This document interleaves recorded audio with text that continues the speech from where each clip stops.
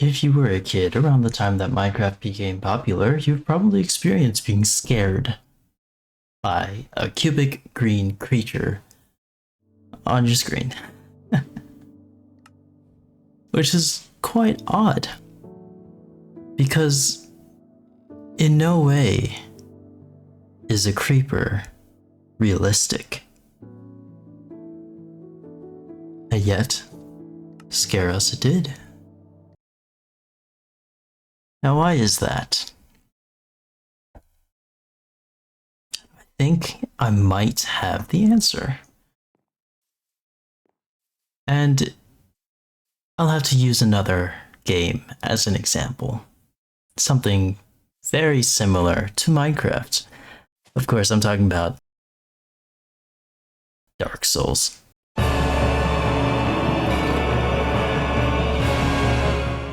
Okay, that was a joke. Obviously, the two games are not similar, but is it strange to compare those feelings I got while playing Minecraft to those I got while playing Souls games for the first time? Yes, it is strange, but hear me out. In order to understand how we could get scared by a cube creature sneaking up behind us in a cube game, we can take a look at other games who are a little more blatant with their fear. You see, both Souls games and Minecraft use fear to engage players, at least for the first time that you're playing it. It is a strange but effective motivator. There's always a sense of uncertainty when exploring in either of these games. You never know what's going to be around a corner. It could be something entirely delightful, or it could be something that kills you. And that suspense needs to be fulfilled. It needs to truly be a mystery of whether or not you're going to get something good or something bad. Because if it tends to be one way or the other, you know what to expect, and you won't be scared. Here, I'll use an example to help illustrate what I'm saying. Let's take Minecraft. Do you remember the first time that you went into the Nether? I don't remember my exact first time going in the Nether, but I do remember multiple instances where I've been in there in nothing but iron armor.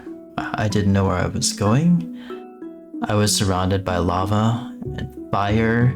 There were no trees, there was no sun. There was nothing I could rationalize to myself as being part of a normal environment. Everywhere was so aggressive. Even the locals, the pigmen, accidentally hit them, and they all gang up on you. It was scary. And to make things worse, one slip up, one mistake in my pathing or my footing or my jumping, and I lose everything. It's that uncertainty of me not knowing if I'm going to survive the dangers present that causes me to feel the fear. The same fear that I have when creepers sneak up on me. Or, to go back to Dark Souls, when this happens.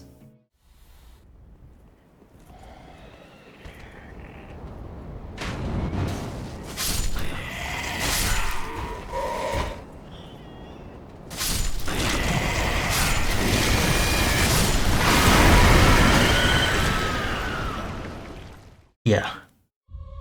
That scared the bejesus out of me when I went through this game for the first time. Not to mention that this was my first Dark Souls game, so I didn't really know what to expect. Weirdly enough. It's even more frightful because as you're going through the level, this is an early game area, so all the enemies die really easily in one hit, sometimes two.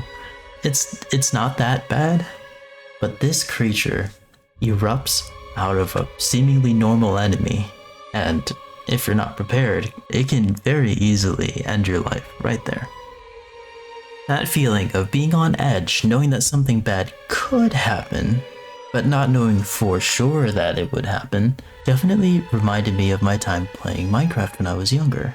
So now I ask, why is it so effective? Dark Souls games do a little more because the graphics are slightly more realistic, to put it lightly. So it makes it even weirder that Minecraft can evoke such a strong, visceral emotion out of me. And then I realized it was like a light bulb going off in my head. Both games are really good at causing nervousness, anxiety, and fear in their players because they both also portray the opposite feeling. And you'll have to bear with me here. I'm sure a lot of you know of the yin yang. It's this concept that opposites exist in harmony. You can't have one without the other. And in this case, I believe that to be very, very true. Because if a game were to have only fear, only jump scares, and none of the opposite, no happiness, no relaxation, no positivity, it wouldn't be a very fun game. You wouldn't have any motivation to keep going. If it's just fear after fear after fear, you know what you're expecting in a way.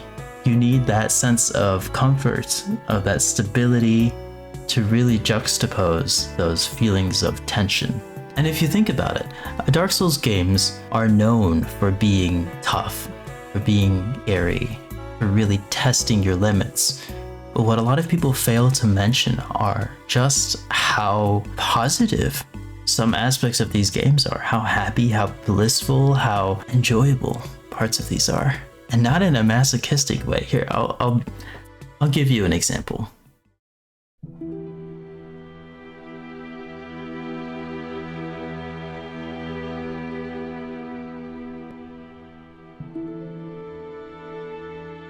That's right. Firelink Shrine. The quintessential video game hub, if you ask me. The atmosphere that is portrayed at Firelink is impeccable. It really manages to be your home away from home. Because when you're out there exploring, you could be getting destroyed by enemies. You could get obliterated by a boss, but it doesn't matter. Because you always know that you always have this one place, Firelink Shrine, that you can return back to catch your breath, to take a breather, to relax. And it's important to have that in a game where everywhere else is so hostile. In a way, it keeps players grounded. Other Souls games did it too, but they did it in a similar way, so I'm not going to go over every single one of them. But what this does remind me of is something similar in Minecraft. It's a little weird because you don't envision Minecraft as having a hub, but it really does. The only difference is you make it. I'm talking about your home base, the place you call home, where you have your bed and your items, where you can upgrade and offload materials. It is a checkpoint area of sorts. If you die, you return home. It's gonna be safe. You make it safe. You make it yours. So, in a strange way, the homes we make in Minecraft are the Firelink shrines of the game. And it's very weird to think about, because when you try and compare Dark Souls to Minecraft, on the surface they are quite different, which is a little weird to think about. But if you do, you realize that's really the case. It's true. Okay. So, both games have nervous, tension-filled areas and safe, relaxing places, but why am I saying that it's vital for these games to have this relaxing, positive place when I'm talking about fear? It's because the contrast between the two really helps elevate both feelings. To bring back Minecraft as an example, have you ever built a home in creative mode, but then you never really felt attached to it? Like, yeah, you put the effort in to build it, but you don't associate it with a place of safety and of comfort. The reason why is because when you're in creative mode, there is no danger. You could fly 1,000 blocks away, go to the nether, dig deep underground, swim in the biggest pools of lava. You won't die. And it is because there is no danger elsewhere in the world that you don't need a reprieve from the danger. So even though there is some place that you could say is your place of comfort, you don't need it. And the Dark Souls games do a good job of portraying this too. But I also think it's important to realize that having just a safe place and then everywhere else be dangerous is not enough. At the beginning of the video, I talked about how in Minecraft, turning a corner was sort of a grab bag. You don't know if something good is going to happen, but at the same time, you don't know if something bad is going to happen. And that it was important that video games established that indeed either of those outcomes are possible. And we all know the bad outcomes. But what is there in Dark Souls? I mean, there are the typical things of getting upgrade materials and all that, but people don't get attached to upgrade materials. We don't think about them after we've turned off the game. But there is something we do think about after we're done playing. Genuine connection. Yeah, sure, it's with a piece of code in a computer, but we all love Solaire. We all love Siegmeyer.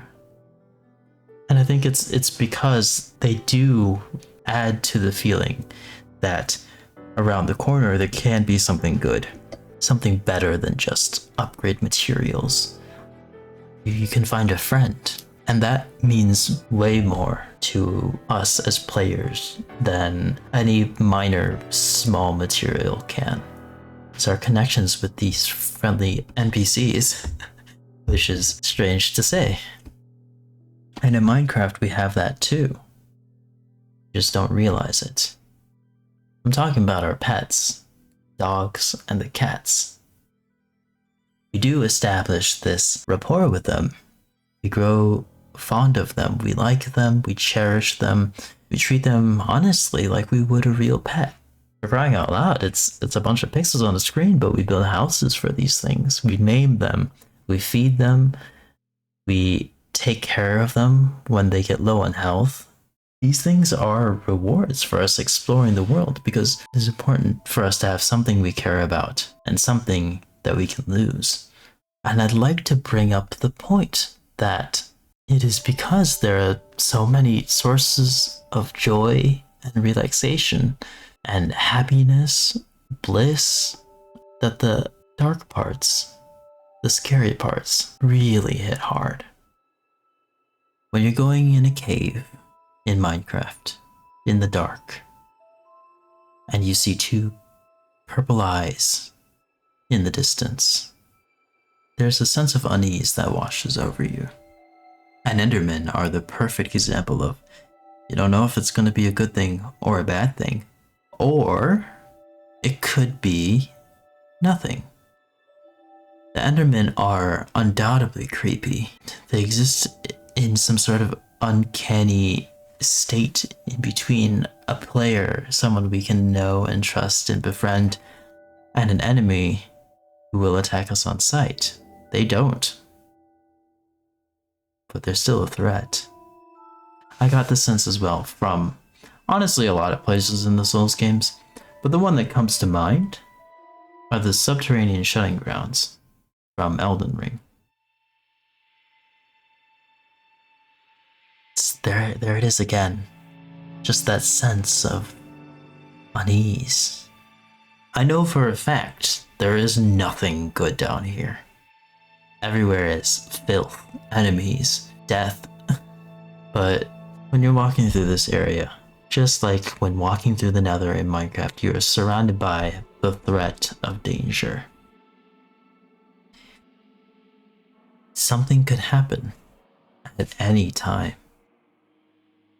And you don't know when. Just as easily, it could not happen. You could warp to your safe place and not have to worry about it. But it is because this place is not Firelink Shrine, or your home base in Minecraft, or the Round Table Hold, Majula, whatever you consider to be your home. This place is not it, and therefore it is a place of potential danger.